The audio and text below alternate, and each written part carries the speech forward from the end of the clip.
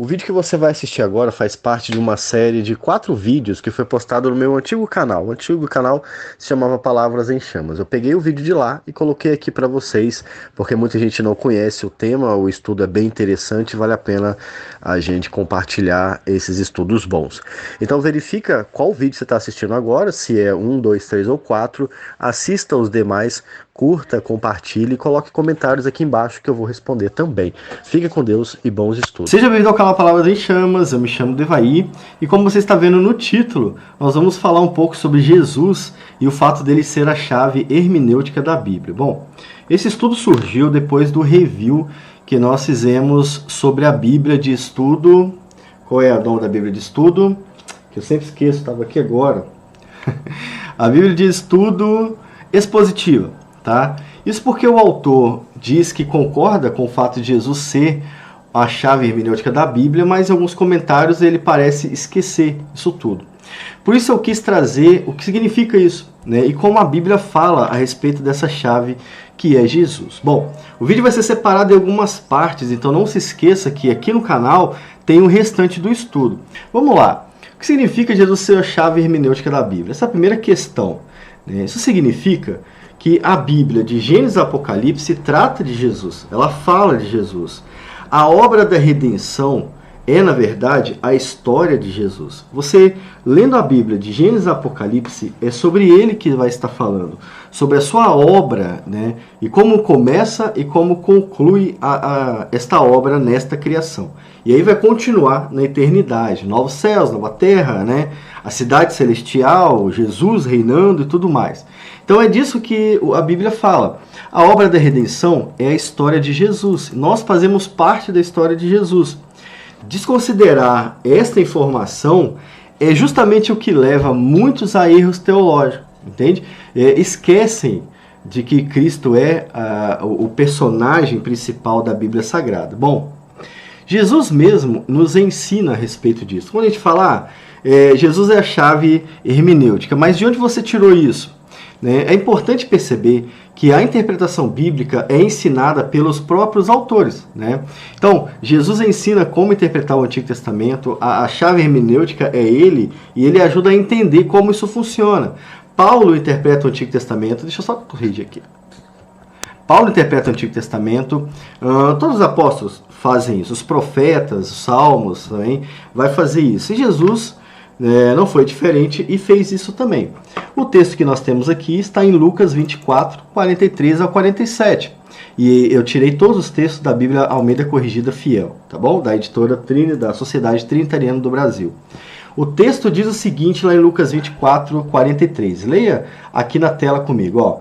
O que tomou e comeu diante deles. Jesus comeu ali com os discípulos, tá? E disse-lhes: são estas as palavras que vos disse, estando ainda convosco, que convinha que se cumprisse tudo o que de mim estava escrito na lei de Moisés, e nos profetas e nos salmos.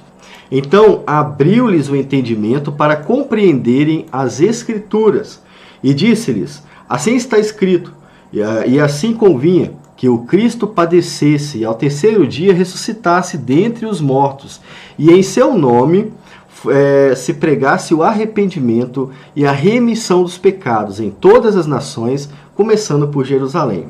Veja que Jesus acaba de descrever a história da humanidade a partir do momento que ele veio. Ele chegou na Terra, ele descreveu tudo o que vai acontecer até a sua vinda, tá bom? Deixa eu tomar um pouquinho de água aqui. A primeira informação, Jesus está nos ensinando a interpretar o Antigo Testamento.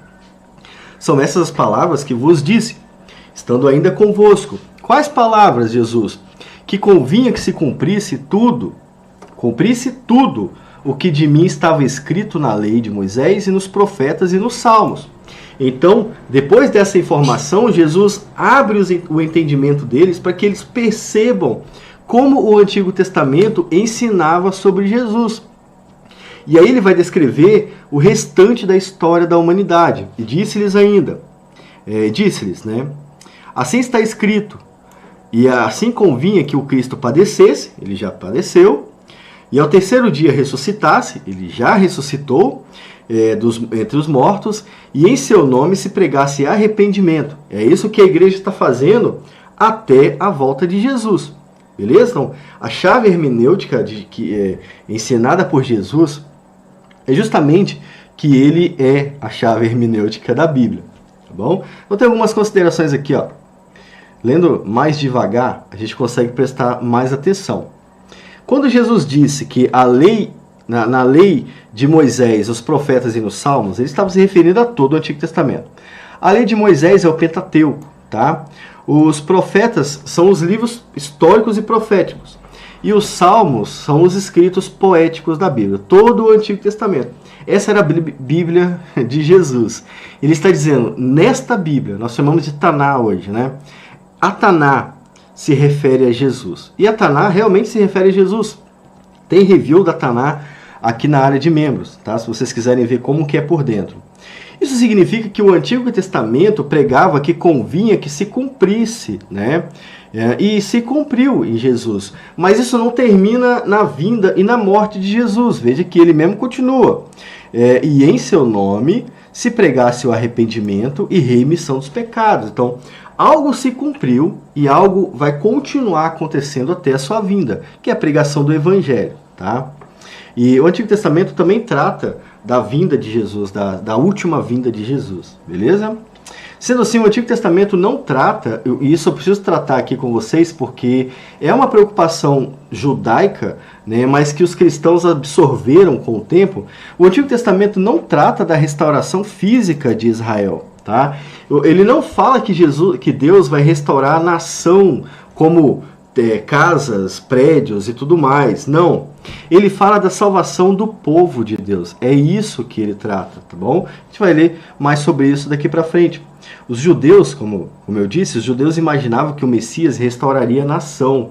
Mas o Antigo Testamento estava preocupado com a salvação do povo de Deus. Uma salvação espiritual e não material. E é justamente porque os judeus aguardavam esse tipo de salvação é que eles foram mais duros com Jesus, tá? Não era esse tipo de salvação que eles queriam. Eles não queriam salvar a sua alma, eles queriam salvar a terra, né? Eles queriam que a cidade fosse levantada, como o jovem rico, né?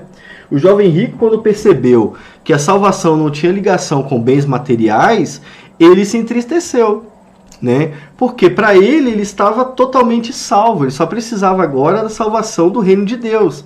E aí, quando ele fica sabendo que isso não tem nada a ver com dinheiro, ou com a sociedade, ou com, sei lá, a política, ele fica decepcionado e vai embora, né? Isso que acontece. O povo judeu, de certa forma, agia dessa maneira também. Até que Jesus convencesse essas pessoas, era esse tipo de Messias que eles queriam.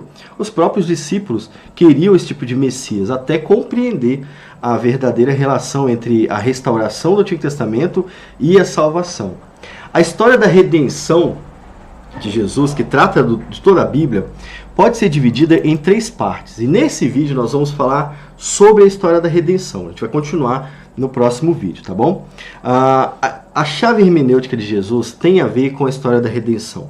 E para entender a história da redenção, nós dividimos ela em 3 partes, tá? É curto, né? Não tem muito mistério. Tá aqui a história da redenção.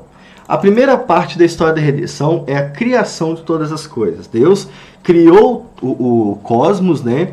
E criou o ser humano também. E esta é a primeira parte. Criação, depois vem a queda e a restauração.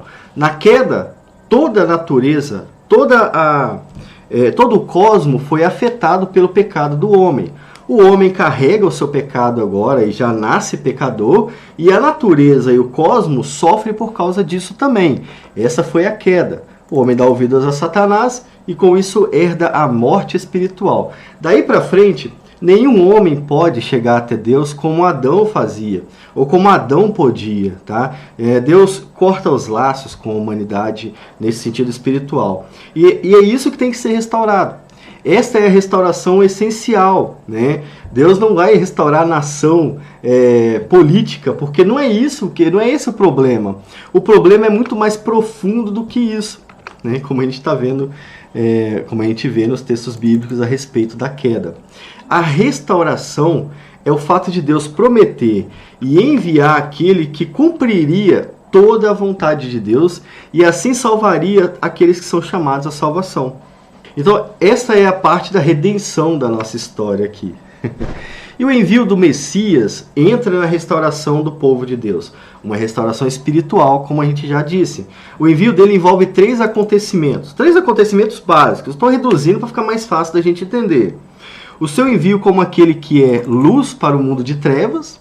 O mundo virou trevas, como a gente vê na queda, e há necessidade de enviar a luz para esse mundo. Esse é Jesus, tá? Além disso, o sacrifício expiatório de Jesus, ou seja, removendo o pecado do seu povo. Então, dessa forma, Jesus vem e paga pelo pecado do seu povo, como nós lemos em Isaías, né?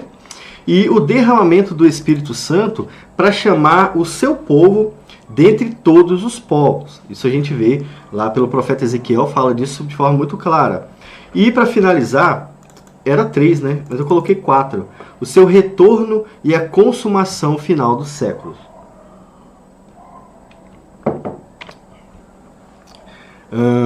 A gente tem aqui alguns textos a respeito da história da redenção, mas esse último ponto aqui é importante. Após o derramamento do Espírito, nós somos levados a evangelizar, pregar o evangelho a toda criatura. Com isso, cumpre-se aquilo que Jesus disse lá em Mateus 24. O evangelho será pregado por todo mundo, então virá o fim. Então, o último ponto é o retorno de Jesus e a consumação dos séculos, que é o juízo final, propriamente dito. Agora a gente tem alguns textos a respeito da história da redenção desse último ponto, que geralmente é ignorado. Lá em João 14, de 1 a 3, está escrito o seguinte: não se turbe o vosso coração, credes em Deus e credes também em mim. Na casa do meu pai há muitas moradas, mas se não fosse assim, eu teria dito a vocês, vou preparar-vos lugar, e quando eu for e vos preparar lugar, virei outra vez, e vos levarei para mim mesmo, para que onde eu estiver, estejais vós também. Então, Jesus subiu, e ele não subiu à toa. Ele continua fazendo alguma coisa. Ele falou, eu vou preparar o lugar. Nós não sabemos como isso é literalmente, mas nós sabemos que ele disse isso. E o próximo passo depois disso é voltar, buscar o povo para esse lugar. Nós já temos a informação de onde é esse lugar, lá em 2 Pedro. A gente vai ver isso mais para frente. Mas o próximo passo da história da redenção é a volta de Jesus. É isso mesmo. O texto está dizendo, virei outra vez e vos levarei para mim mesmo, para que onde estiver, estejais vós também. Nós temos lá no Salmo, em Mateus 24, a mesma matéria, o mesmo tópico sendo tratado por Jesus.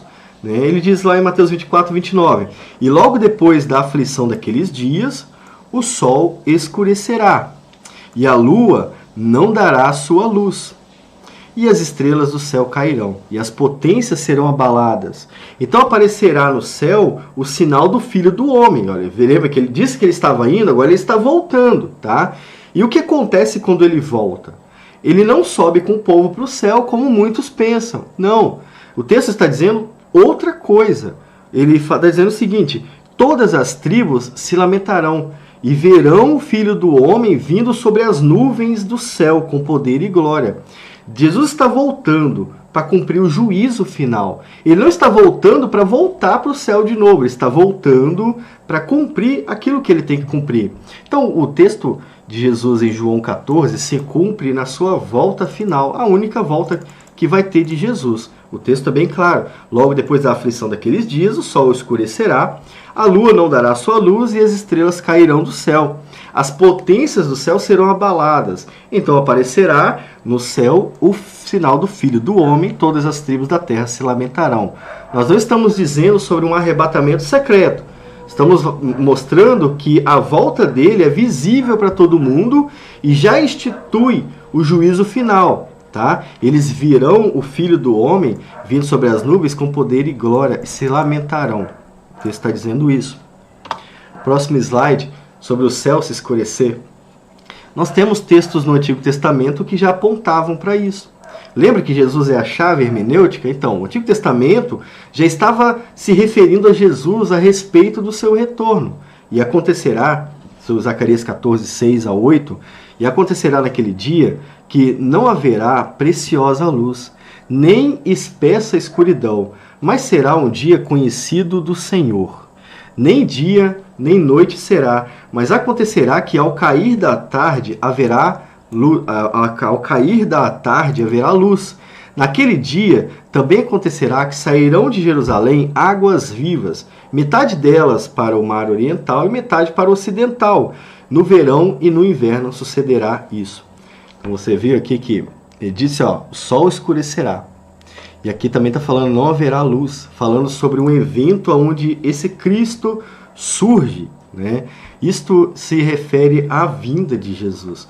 O juízo final precede a restauração completa de toda a criação.